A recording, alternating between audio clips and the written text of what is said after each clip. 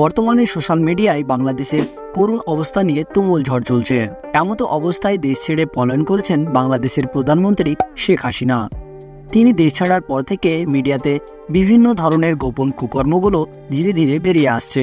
এরই মধ্যে হয়তো আপনারা আয়নাঘর নামে একটি কথা শুনে থাকবেন। কি এই আয়নাঘর, আর কেনই বা এতদিন সেটা গোপন করে রাখা হয়েছিল?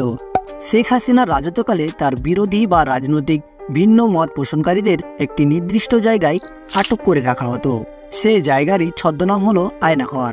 বাংলাদেশি গোয়েন্দা সংস্থার কিছু অসাধু অফিসার এই আয়নাঘরে কঠোরভাবে শাসন চালাতো। চোখ মুখ বাঁধা ছিল, আমার হাতে হাত করা ছিল। 2022 সালে প্রথম এই আয়নাঘর নিয়ে নেট্রো নিউজ নামে একটি নিউজ চ্যানেল কিছু তথ্য জনমাধ্যমে প্রকাশ করেন, যার মাধ্যমে মানুষ বুঝতে পারে শেখ হাসিনার রাজনৈতিক বিরোধী কিছু মানুষকে জোরপূর্বক আটক করে তাদের উপর নির্যাতন করা হতো।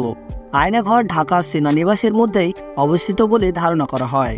আয়নাঘরে বন্দিরত একজন সদস্য জানিয়েছেন, আয়নাঘর মূলত জয়েন্ট ইন্টারোগেশন সেল নামে পরিচিত ছিল। পরে সেটাকে আয়নাঘর নাম দেওয়া হয়। ডিজিএফআই অর্থাৎ directorate general of forces intelligence নামক গোয়েন্দা সংস্থার অফিসের পেছনে অবস্থিত এই গোপন আয়নাঘর।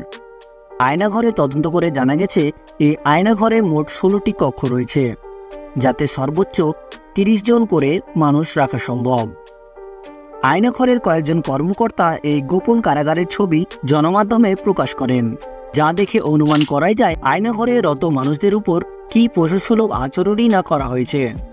এই আয়নাঘর এতই ভয়ানক যে অত্যাচারের ফলে কত মানুষের প্রাণ গেছে তার কোনো হদিশ নেই। আয়নাঘরের দেয়ালগুলিতে খোদাই করা রয়েছে লক্ষ লক্ষ মানুষের আর্তনাদ। সরকারের শাসনকালে একথা এতই গোপন ছিল যা দেশের মানুষই ঠিকমতো জানত না।